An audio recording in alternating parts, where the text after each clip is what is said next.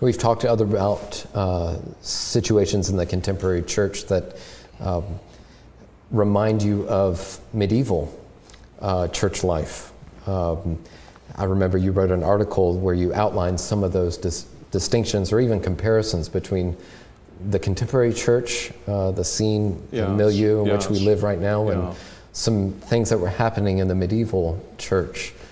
Just maybe sketch that out for us a little bit. You know, one of the most obvious things was the building of cathedrals. No longer local churches, communities of God's people, but these mega churches. Mega church isn't a 20th century phenomenon. You know, it was a real medieval phenomenon. So there were some churches that, because of where they were located, and some ministers, because of where they were located, became particularly significant, particularly important. And, you know, that's been a phenomenon of our own time. And I think there is a kind of danger of medievalism there. Another thing that, you know, I think just strikes one immediately is that in the medieval period, the rumor was that preaching wasn't cutting the ice, so we needed to do drama. And so you have these medieval mystery plays. And then, to most people, the most obvious aspect of it all was that corporate worship became corporate theatre. So that the service was conducted in Latin, the choir would do the singing, congregation wouldn't do the singing, the priest would conduct the liturgy, and you really went to be a spectator.